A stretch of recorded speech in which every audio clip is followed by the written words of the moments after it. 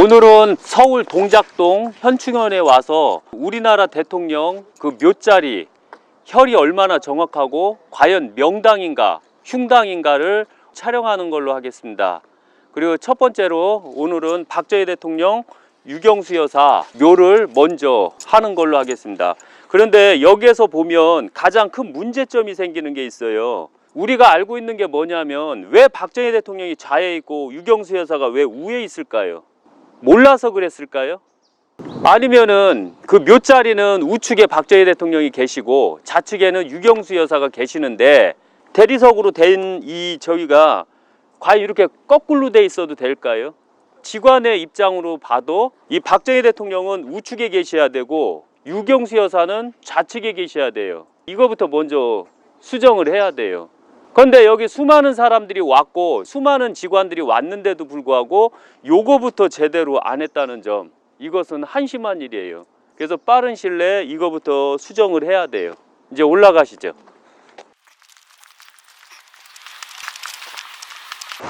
이렇게 보면 때가 지금 정도면 잘 자라야 되거든요.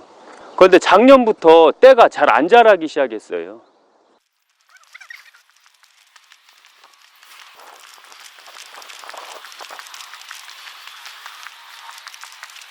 예, 절 3배 반이요. 예.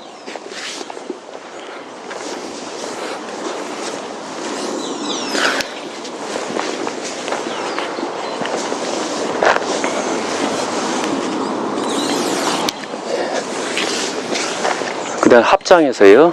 이렇게. 예, 대했어요. 지금 절을 올린 의미가 어떤 의미가 있으신지요? 첫째가 보통적으로 대통령 묘소 오셔서 향을 피우고 묵념을 하는 것은 기본적으로 하는 방식이고, 원래 임금자리, 제왕자리에서는 향을 한 다음에 제가 3배 반을 한 거는 박정희 대통령을 저는 신으로 봐요. 그러니까 이 시대에 신으로 보기 때문에 저는 신의 예법을 논한 거고, 일반 사람들이 만약에 와서 절을 한다면 5배 반을 해야 돼요. 임금은 5배 반, 그 다음에 황제는 7배 반을 해야 돼요. 그러나 저는 이 박정희 대통령을 대통령으로 보는 게 아니라 한 우리나라 대한민국을 살리신 신으로 보기 때문에 저는 3배 반을 한 거예요. 이 묘자리는 풍수상으로 볼 때 어떤 묘자리인가요? 묘자리가 시작되면 기본적으로 뿌리가 있고 나무가 있고 이파리가 있고 그 다음에 열매가 연그는 형태가 있어요. 그러면은 오늘 동작동에 와서 정확하게 풍수를 함에 있어서 박정희 대통령 자리는 뿌리 자리라고 하는 거예요. 이 뿌리라 하면 뭐냐면 모든 혈이 시작되는 거예요. 그래서 뿌리는 바로 음뿌리도 있고 양뿌리도 있어요. 그리고 줄기가 뻗어 나가는데 이 몸통은 장군 묘가 몸통이에요. 그 다음에 이승만 대통령 자리가 열매 자리예요. 김영삼 대통령 자리는 격가지에서 뻗어 나오는 이파리 자리예요. 김대중 대통령 자리도 이파리가 뻗어 올라가려고 하는 이파리 자리예요. 그러면 여기서 보면 박정희 대통령은 바로 뿌리라는 얘기죠. 뿌리는 이런 형태로 만들어져요. 그런데 여기서 보면 박정희 대통령 혈을 보면 용혈이라고 그래요. 용교미혈. 용교미혈은 체크할 때 원지관이 제대로 이 풍수를 했으면 상관이 없는데 원지관이 이걸 제대로 못했어요. 예를 들면 이게 시계 방향으로 들어가면 이것은 명당이라는 증거예요. 그런데 명당이 우측이 더 강해요. 그리고서 여기에서 끊겨요. 그럼 여기에서 혈이 박정희 대통령 많지 혈이 이렇게 간다는 얘기예요. 그리고 여기도 이렇게 우측으로 돌아가다가 유경수 여사 자리 오시면 안으로 돌아가. 이렇게 여기서부터 안으로 돌아가요. 이게 안으로 돌아가는 게 여기까지 돌아와요. 여기까지. 여기 와야지만 명당으로 돌아가요. 그러면은 여기서 봤을 때 유경수 여사 자리는 엄연히 흉당이라는 증거예요. 그러면은 박정희 대통령이 살아 계실 때 우리나라 당대 직관인 손석구 씨가 여기를 수맥이 있어요 라고 말하고 그때 당시 엄청나게 성장하셨거든요. 그런데 문제점이 생기는 게 뭐냐면 그때 당시 그 말을 믿지를 않았어요. 믿지를 않았고 손석구 씨는 이 말 한마디 때문에 엄청나게 컸죠, 직관으로. 그러나 안타깝게도 그는 많은 사람들한테 피해를 입히게 돼요. 왜냐하면 이 혀를 제대로 못 봤기 때문에 이런 일이 생기는 거예요. 그래서 여기 같은 경우 보면 이 자리, 음자리에서 넘어왔을 때 이렇게 우측으로 돌아가요. 우측으로 돌아가면 여기서 요 비석 자리가 바로 유경수 여사가 묻히셔야 되는 자리예요. 이거는 바로 용혈이 이렇게 할 때 보면 이 자리하고 요 자리가 된다는 거예요. 그러면은 저 박정희 대통령 자리하고 비석 자리가 바로 명당이 되기 때문에 이렇게 되는 거예요. 그런데 여기는 엄연히 용, 교미, 합자리라고 그랬어요. 용, 교미, 합자리는 합치는 데가 바로 명당이 나와야 되는 거예요. 그러면 여기서 보시게 되면 하다가 여기서 안으로 돌아요. 그런데 여기만 내려오면 명으로 돌아가요. 이제 오히려 합쳐지는 자리는 바로 여기에서 이렇게 돌아가기 때문에 여기 같은 경우는 유경수 여사 자리도 엄연히 이렇게 돌아가요. 우측으로. 그런데 여기에서 이렇게 오면 이렇게 안으로 돌아가 버려요. 그럼 합쳐지는 자리는 바로 이 자리가 되는 거예요. 여기서부터 합쳐지는 거예요. 그럼 이 계단 자리가 명당이 되기 때문에 참배를 할 때 바로 이 계단에서 했어야 되는 거예요. 그러면 이 계단 밑으로 내려오게 되면 이렇게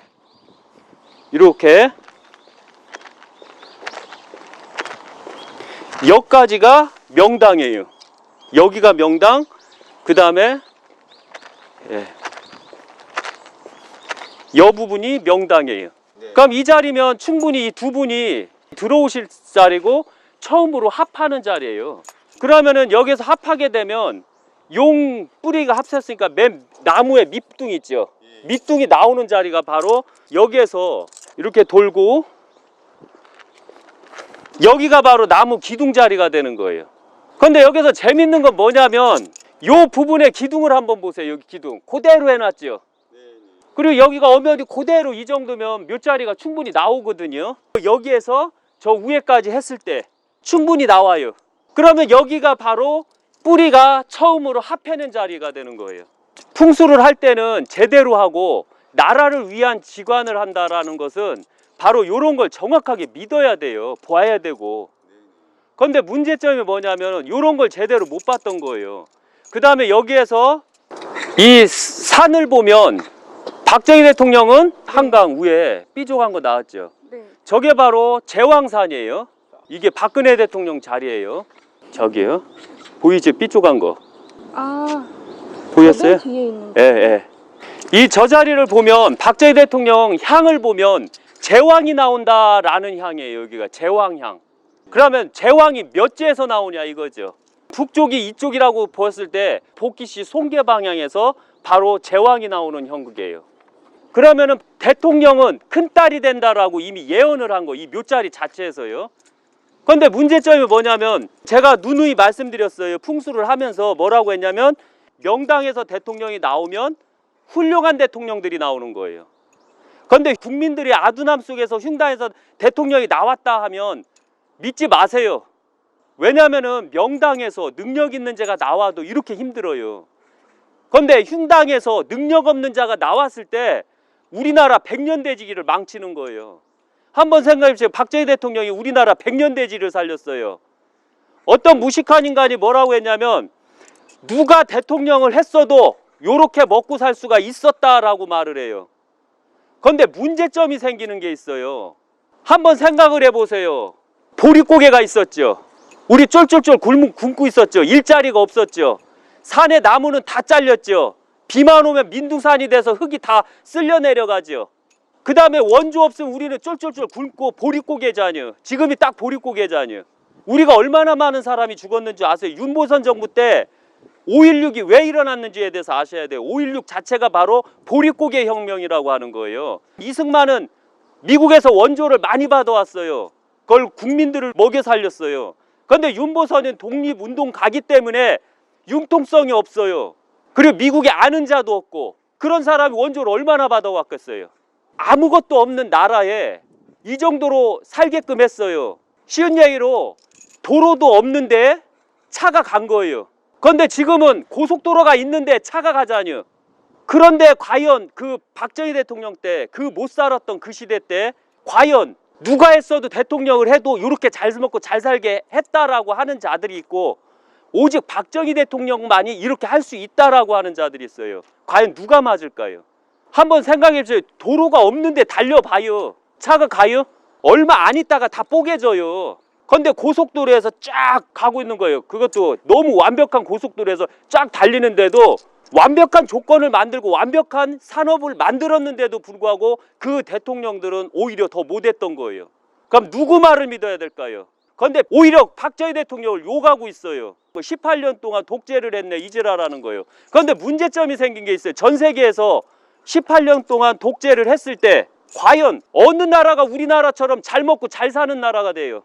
아셔야 되는 게 있어요. 전 세계에서 독재국가, 그렇게 원유가 많이 나오는 이란이나 이런 나라 한번 보세요. 자원이 그렇게 풍부한 나라도 독재를 했을 때는 다 망해버려요. 그런데 오히려 독재를 한 나라치고 GNP 수준, 모든 수준이 완벽했다, 이런 것은 이 전 세계에 찾아볼 수가 없어요. 이런 대통령이 바로 대통령일까요? 신일까요? 이미 엄연히 말씀드렸어요. 가난은 임금도 구제를 못한다. 그런데 임금이 가난을 구제했어요. 과연 그가 신일까요? 임금일까요? 우리가 생각하는 게 있어야 돼요. 최영 장군이 황금을 돌같이 알아라 해서 신이 돼버렸잖아요. 그래서 수많은 무속인들이 그를 신으로 섬기고 있잖아요. 그런데 우리나라 사람들을 배불리 먹여 살려준 사람이 과연 임금일까요? 신일까요? 생각을 해야 돼요. 요새 젊은 사람들은 몰라요. 그 보릿고개라는 게 얼마나 무서웠는지. 그때 당시 산에는 민둥산이어서 비만 내리고 장마만 내리면 싹 흙이 쓸려 내려가서 오히려 수재의원금을 막 걷고, 제가 학교 다닐 때도 신문지를 폐품을 걷어서 오히려 학교에다 갖다 줘요. 그럼 그걸 그 돈으로 수재의원금으로 써요. 그런데 지금 폐품 수집하는 거 보셨어요? 우리가 배고픈 적 보셨어요? 바로 이런 게 정신을 차려야 되는 거예요. 그래서 이 터 자체는 뿌리가 시작되는 터, 나무가 시작되는 터. 그래서 바로 용교미혈이라는 얘기예요. 용교미혈은 전에도 풍수학적으로 설명할 때 이렇게 벌어졌다가 모이고 벌어졌다가 모이는 터, 이걸 바로 용교미혈이라고 하는 거예요.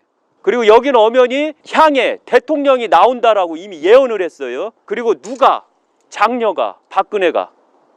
그런데 이런 대통령들이 있을 때 우리가 알아야 되는 거예요. 박근혜 대통령 이번에 보니까 뭐 12년 구형을 받은데 이래요. 그 돈 썼다고, 34억 썼다고. 그런데 얼마나 한심한 줄 아세요? 문재인이가 1년 동안 얼마 썼어요? 90억 썼어요. 그럼 34억대 저기 하게 되면 몇 년을 받아야 돼요? 문재인은 24년 받아야지요. 좀 깎아준다라고 해도. 우리가 얼마나 이렇게 한심한지. 그렇게 위대한 대통령을 우리 스스로가 죽였기 때문에 우리나라는 앞으로 2035년까지 우리나라는 작살나게 될 거예요. 그리고 박정희 대통령을 죽인 대가가 얼마나 무서운지에 대해서 아셔야 돼요. 신을 죽이게 되면 우리나라 경제는 이미 이번 5월 달부터 파탄 난다고 그랬어요. 그리고 내년서부터 얼마나 파탄 나나 한번 보세요. 이거는 신들이 가만히 안 두게 될 거예요. 박정희 대통령의 훌륭하게 된 풍수상의 어떤 배경은 그 이전에 그 선조님들이 좋은 자리에 또 썼다고 봐야 되겠네요. 그러면. 첫째가 박정희 대통령 아버님 터. 이미 박정희 대통령 아버님 터가 명당으로 나와요. 알지만 저는 오랜 세월 기를 했기 때문에 이 기가 강해지면 주파수를 땡기는 능력이 있어요. 그래서 박정희 대통령 몇 자리 기, 선친 기 했을 때 이미 엄연히 시계 방향으로 돌아요. 우측으로. 그런데 이 시계 방향으로 돈다라는 것은 바로 명당이라는 얘기예요. 그럼 박정희 대통령은 명당 속에서 태어나신 분이에요. 아셔야 되는 게 뭐냐면 우리나라가 6.25가 터졌을 때 이승만이 없었으면 우리나라가 6.25 극복했을까요?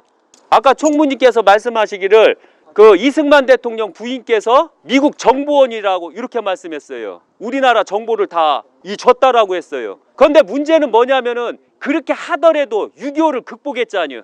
그렇게 하더라도 왜 이런 생각을 안 하는 거예요? 그러니까 자체적으로 우리가 생각할 때 바로 훌륭함이란 게 무엇인가, 국민을 위해 훌륭한 것인가, 국민을 위해서 훌륭하지 않은 것인가를 먼저 논해야 돼요. 그것만 정확하게 아셔도 얼마나 훌륭한지에 대해서 아셔요.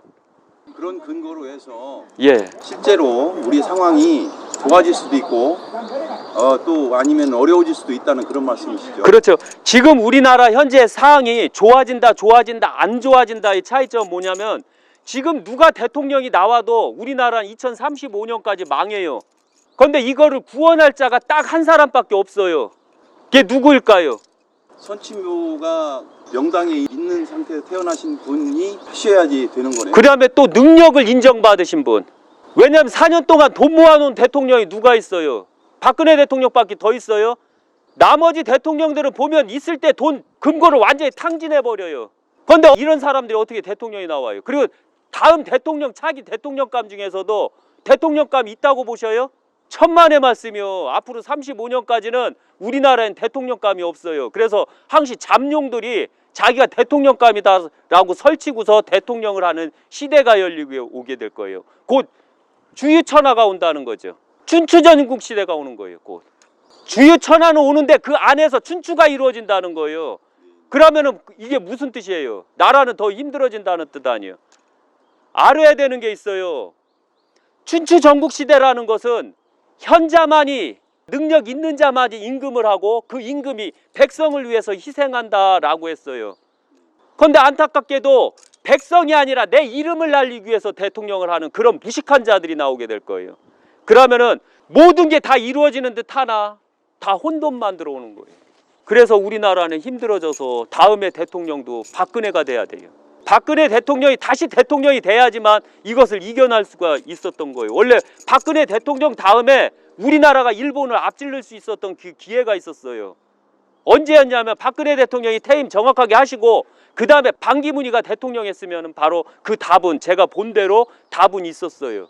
그런데 반기문이가 국내 사정을 잘 몰랐던 거예요.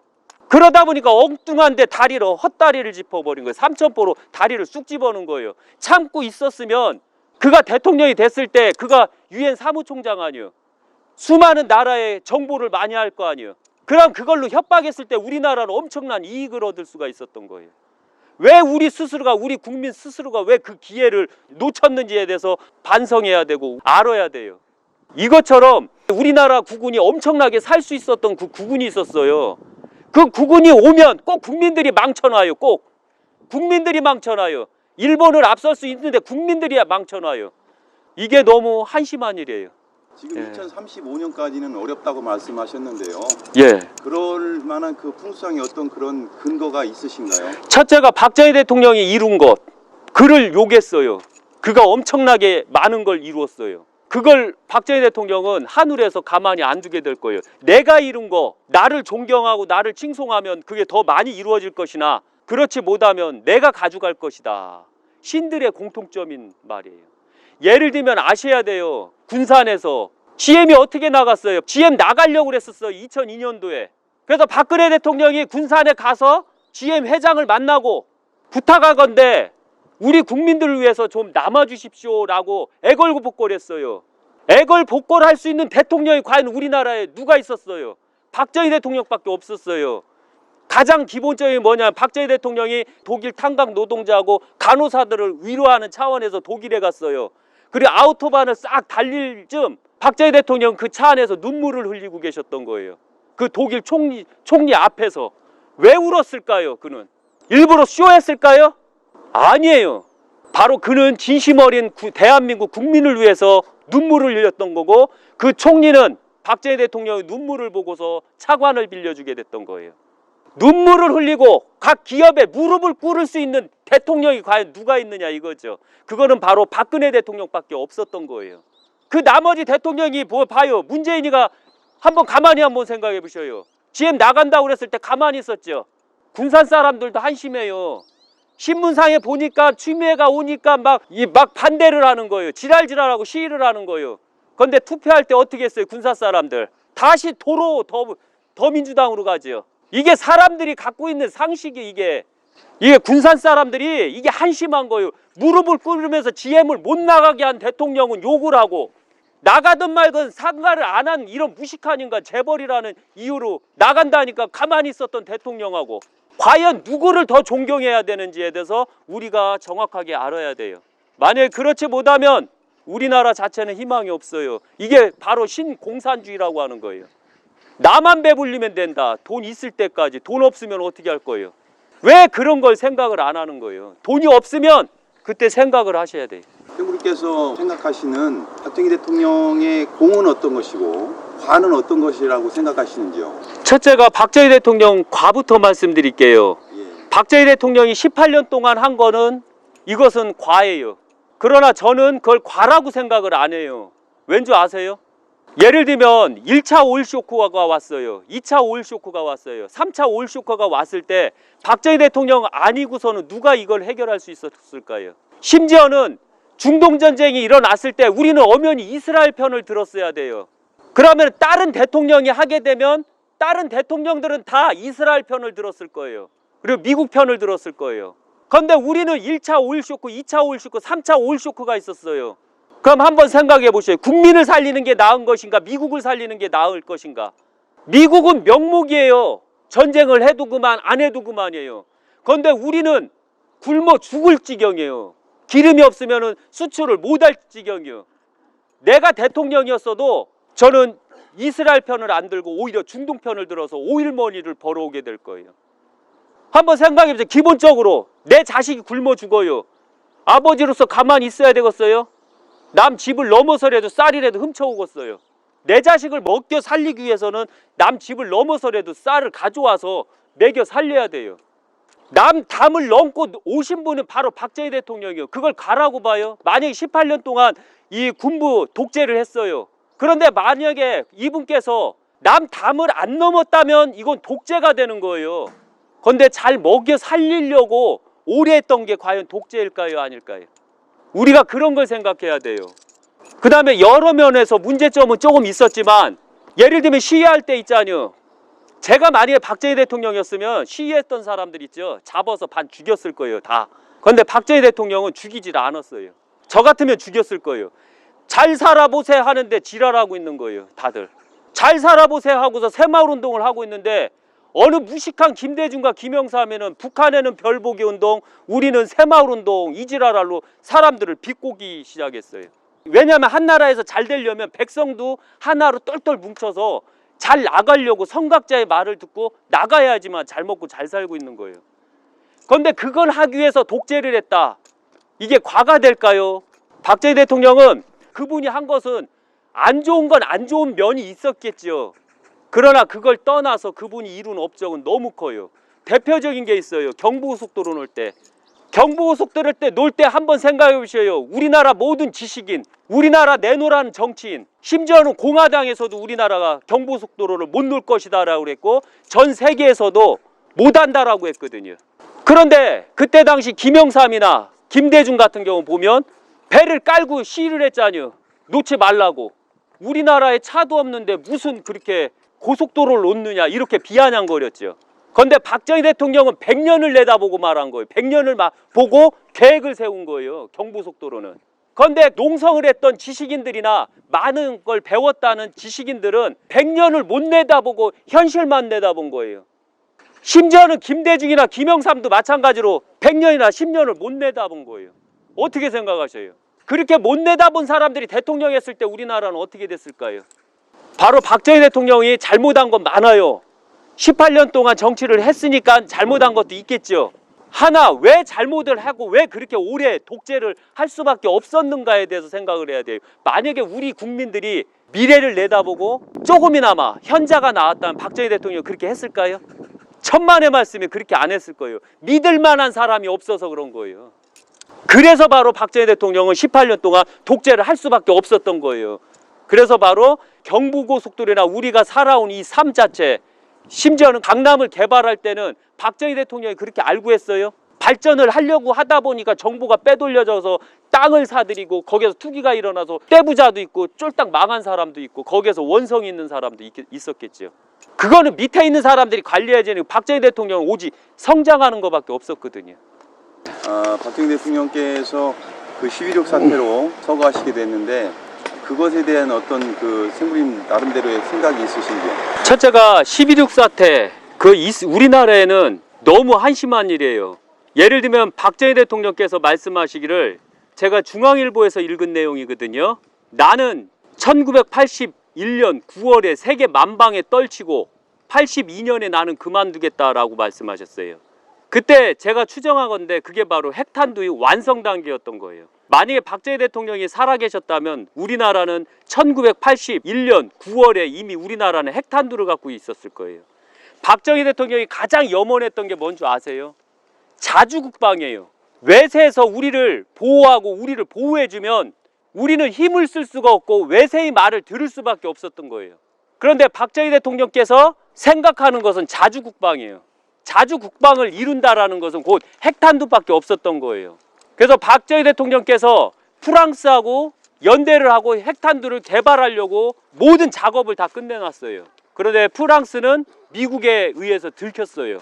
미국이 그 감시망에 걸렸고 프랑스하고 우리는 핵 개발을 성사를 못 시켰어요. 그리고 한간에는 인도로 갔다라고 했어요. 그런데 그때 당시 보면 우리가 과연 핵탄두를 만들 수 있는 능력이 있었느냐 없었느냐의 차이를 정확하게 보셔야 돼요. 왜? 우리나라가 바로 로켓을 처음 개발할 때는 다른 로켓 개발하고 틀렸어요.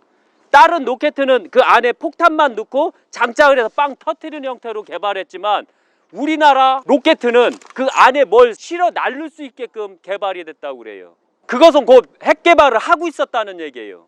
그리고 박정희 대통령이 살아 계실 때 미국하고도 엄청나게 핵에 대해서 문제가 너무 많았었어요. 감시 대상이었기 때문에 그런 거예요. 우리나라가 원전이 왜 1급을 못하는 줄 아세요? 일본은 1급 원자력 개발을 할 수가 있는데 왜 우리는 1급으로 못했을까요? 그게 바로 미국의 감시 때문에 그랬던 거예요. 우리는 2급이나 3급으로 할 수밖에 없어요. 2급에서 3급에서는 핵 연료가 핵 쓰고 연료로 쓰고 나머지를 재처리를 해야 되는데 1급에서는 바로 핵탄두가 만들어진대요. 바로 플루토늄이 만들어진대요. 우리 스스로가 그걸 알아야 돼요. 만약에 핵탄두가 개발이 됐으면 중국도 일본도 미국도 우리한테 함부로 못했을 거예요. 그런데 우리가 이런 사실을 너무 모르고 가요. 쉬쉬하고 있었기 때문에 그래요. 박정희 대통령이 돌아가신 다음에 핵에 관련된 기술자들은 의문사고를 당한다던가 죽음을 당해요. 의문적으로 알 수 없게 다 찢어지고 다 죽임을 당해요. 그게 바로 그 증거예요. 그 외에 생물님께서 생각하고 계시는 예. 대통령에 대한 어떤 또 큰 공이 있다고 생각하시면 어떤 걸 들을 수 있나요? 아까도 말씀드렸지만 우리나라의 박정희 대통령이 큰 업적을 세운 것은 바로 대전에 보면 국방과학연구소나, 왜냐하면 우리처럼 기술력이 없는 나라가 한번 국방과학연구소가 세워졌다라고 한번 생각을 해보세요. 그거 세울 때도 어떻게 세웠는지 아세요? 그 과학자들을 어떻게 모였는지 아세요? 미국의 유명한 과학자들을 우리나라로 월급을 2~3배를 줘가면서 데리고 왔어요. 그 국방과학연구소에서 우리나라가 처음으로 개발된 게 뭔지 아세요? 월남 참전하고 그 국방과학연구소에서 처음 개발한 게 바로 헬멧이에요. 이스라엘은 거의 1000번의 시험 속에서 헬멧이 나왔어요. 그때 당시는 이스라엘 헬멧이 최고 좋았어요. 그런데 우리나라 국방과학연구소나 우리 연구진은 고물상에서 쇠를 주워와요. 그걸 합금하고 만들어진 철모가 이스라엘 제국보다 월등히 좋았어요. 거의 100번 만에 완성을 해버렸어요. 찝차로 헬멧을 밟아도 헬멧이 찌그러지가 않았다고 하더라고요. 그런데 이스라엘 제는 찌그러졌거든요. 그러니까 우리가 더 월등했던 거 아니에요. 그리고 국방과학연구에서 월남에서 M16을 갖고 오면 다 분해를 해봐요. 그리고서 다 조립을 하고 우리 스스로가 우리 총을 만들고 우리 탱크를 만들고 우리 장갑차를 만들기 시작한 거예요. 그건 바로 자주국방의 길을 가고 있었던 거예요. 그 어떤 대통령도 국방과학연구소 같은 그런 훌륭한 연구소를 만든다라는 생각을 못했어요. 심지어는 지금 대통령들은 국방과학연구소에 그를 너무 약하게 만들고 있어요. 월급을 똑같이 주고 있는 거예요. 더 월등히 올려줘서 더 기술력을 강하게 만들어줄 생각은 안 하고요. 그것만 봐도 어마어마한 거고요. 경부고속도로 놓은 것만 해도 어마어마한 거예요. 한번 생각해 주세요. 전 세계에서는 경부고속도로 놓을 때 우리나라가 절대 못 놓을 것이다 라고 말을 했어요. 그런데 완성을 시켰어요. 그 하는 과정에서 영세 건설 기업들은 많이 망했어요. 적자를 많이 냈거든요. 그런데 왜 적자가 났냐면 그 이유도 알아야 돼. 그 회사들은 박정희 대통령 욕하겠죠. 엄연히 그들이 수주를 놓을 때 정확한 수주를 놓은 거예요. 그런데 경부고속도로가 딱 건설이 들어가니까 이 모든 토목에 쓸 수 있는 거, 건설에 쓸 수 있는 물자, 시멘트가 다 폭등을 해버린 거예요. 바로 건설이 시작되면 물가가 폭등이 된다라는 걸 생각을 못 했던 거예요. 그게 박정희 대통령 책임일까요, 그거? 아니에요. 그 다음에 박정희 대통령은 이 경부고속도로 매입할 때도 각 시도지사를 다 들어오게 만들어요. 청와대로 들어와서 한 달 안에 다 매입을 해라. 원 금액대로 매입해라. 만약에 안 되는데 2배를 주고서라도 매입하라. 암암리에 다 매입을 했어요. 그때는 거의 다 산간을 다 매입을 했기 때문에 쉽게 매입이 됐던 거예요. 그런데 우리나라 노무현 대통령은 세종시가 이미 박정희 대통령 때 다 구축이 됐는데도 불구하고 5개 도시를 각축을 벌인 거예요. 원래 정부에서 하는 어떠한 그 국책사업 같은 거는 정부가 세워나가면 안 돼요. 왜? 땅값이 오르기 때문에 그런 거예요. 5개 도시를 각축을 부리고 다 땅값이니 아파트값이니 폭등을 한 거예요. 대전에서 평당 그때 당시 550만 원이었는데 5개 도시를 각축하면서 올린 부동산 평당 가격이 1250만 원까지 올랐어요. 스마트시티가요. 바로 여기에서 보면 박정희 대통령이 국책사업 할 때 철저하게 보안 속에서 이루었는데 노무현이는 그걸 갖다가 땅 투기로 조장을 해버린 거예요. 그럼 여기에서도 과연 누가 옳은 건가요? 땅 투기 조작한 이유가 있겠지요. 왜? 땅값이 오르면 누가 이익을 먹겠어요? 예를 들면 운하계획 할 때 도를 세울 때 그때 누가 이익을 봤을까요? 왜 대통령들이 그 짓거리를 해요? 국책사업은 사가 없어야 돼요. 오직 국민을 위한 사업을 해야 돼요. 그리고 경부고속도로 딱 놓을 때 뭐라고 그랬어요? 수많은 지식인들이 그걸 다 반대했잖아요. 우리나라 내놓으라는 지식인들도 다 반대를 했잖아요. 오직 박정희 대통령하고 그 밑에 있는 충신들만 그걸 이루려고 노력을 했죠. 우리가 그런 생각을 해야 돼요. 그리고 박정희 대통령 예를 들면 그 월남 참전이요. 어떤 무식한 인간들이 월남 참전은 잘못됐다. 사람들을 막 강제적으로 월남으로 끌고 왔다 이지라라는 거예요. 월남 참전용사들한테도 엄청 고마운 얘기이지만 간혹가다 일부 몰지식한 참전용사들이 그래요. 돈을 벌었는데 그 돈이 우리 가족들한테 다 안 갔다 이지라라는 거예요. 한번 생각해보세요. 월남 참전용사들 생명수당하고 다 해서 하루에 3달러 받았어요. 그럼 한 달이면 얼마요? 제 주변에 월남 참전용사들이 많아요. 그분들이 월남 참전에 갔다 와서 엄청난 돈으로 땅을 사고 엄청나게 부유해졌거든요. 그리고 월남 참전을 할 때 어떤 일이 있었어요? 원래는 일본에서 피혁이나 옷이나 군복이나 이거 다 만들어서 갈 뻔했거든요. 그런데 박정희 대통령이 어떻게 했어요? 우리 그럼 참전 못한다. 그거 우리한테 달라. 우리 군은 우리가 스스로가 만들어서 우리 피혁으로 군복을 만들어서 입히겠다 해서 그때 바로 구미하고 대구가 옷감 생산공장으로 확 떠버렸잖아요. 다른 대통령이었으면 과연 그렇게 했을까요? 그리고 예를 들면 일본이 어떻게 성장했어요? 일본이 한국전쟁이 없었으면 성장했을까요? 일본이 마찬가지로 유엔군이 쓸 옷들이나 옷감들은 다 일본에서 만들었던 거예요. 전쟁 물자도. 근데 더 재밌는 건 뭐냐면 우리는 월남 참전이 있어갖고 월남 참전 가서 그 물자가 바로 우리한테 들어와서 우리가 그대로 성장을 하게 됐던 동기예요. 그런데 그때 당시 보면 야당들 보셔요. 다 반대했죠. 심지어는 여당에서도 반대했어요. 그런데 그걸 밀고 나간 것은 바로 박정희 대통령밖에 없었고 우리는 월남 참전을 했고 거기서 엄청난 전쟁 물자를 들어오고 그 전쟁 물자를 연구해서 우리는 엄청나게 자주국방을 이루었을 그런 시대가 있었어요. 대표적인 게 유경수 여사가 돌아가셨을 때 그때 전쟁을 일으키려고 그랬어요. 미국 동의 없이도. 우리가 뭐가 있다고요? 6.25 때 우리가 뭐가 있었죠? 탱크가 있었나요? 우리가? 비행기가 있었나요? 군함이 있었어요? 없는데 그때 당시는 그런 생각을 못 했던 거예요.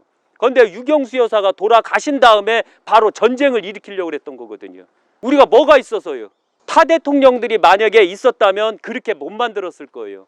자주 국방을 하려고 한 대통령은 오직 박정희 대통령 한 분밖에 안 계셔요. 한번 생각해 보셔요. 지금 김영삼이나 김대중이나 노무현이나 문재인이나 미국 물러가라 이러죠. 미국 물러가라고 해놓고서 문제가 뭐냐면은 왜 군 계열수를 18개월로 줄여버리는 거예요. 우리 스스로가 자주국방을 하려고 하면 우리 스스로가 바로 자주국방을 하게끔 군사력을 갖고 있어야 돼요. 그런데 한번 생각해 보세요. 미국 물러가라 해놓고서 전방에 있는 철책은 다 없애버리고 탱크 저지선 다 없애버리고 심지어는 한강 그 하부뚝에 있는 저기 같은 것도 다 넘겨줘 버렸잖아요. 심지어는 강원도에서 속초에 온 인민군 있잖아요. 4명. 그것도 군인이 발견을 못했잖아요. 그래놓고 어떻게 우리가 자주국방을 이룬다는 거예요. 말만이에요. 다시 군 계열수는 가장 못해도 26개월로 올려야 돼요. 그 다음에 또 하나 여성가족부한테 말해요. 남자들 군대 갔다 오면 군 평가점수 있죠. 팍팍 줘야 돼요. 그런데 문제점이 뭐냐면 여성가족부가 빨갱이요. 왜 우리 군을 약화시키는데요? 지금 한번 학교에 가보세요. 초등학교에 가보세요. 다 군에 안 갔다 온 여선생님들이 다 차지하고 있어요. 남자 선생님은 없어요. 왜 그럴까요, 그게? 저도 군에 갔다 왔지만 군에 갔다 온 그 세월 동안 나라에서 뭘 보상해 줬나요? 그것도 군대 갔다 온 사람들한테 보상을 해달라고 하는 건데 그거조차도 남녀 불평등이다 그래서 없앤 게 이게 군 약화시키는 거고 이게 바로 빨갱이 짓거리 아니에요. 미군 작전 통수권을 미국 걸 우리가 환수해라. 어떤 무식한 인간들이 그래요. 그거 한심한 소리예요. 작전권 통수권을 우리가 환수를 하려면 우리가 최대한 대로 못해도 우리 군수를 북한이 예비군 빼고 180만이니까 우리도 180만의 군을 만들어야 돼요. 그리고 우리 스스로가 군 개월수를 26개월까지는 해줘야 돼요. 그래야지만 바로 자주국방의 기본 틀을 만들어낼 수가 있어요. 그렇지 않으면 이게 우리나라는 자주국방이 안 돼요. 미군 계속 있어야 돼요. 안 그러면 박정희 대통령 요구하지 마세요. 왜 핵탄두 만들려고 하는 걸 왜 우리 스스로가 반대했나요? 한심하게. 우리 스스로가 정확하게 인지를 해야 돼요.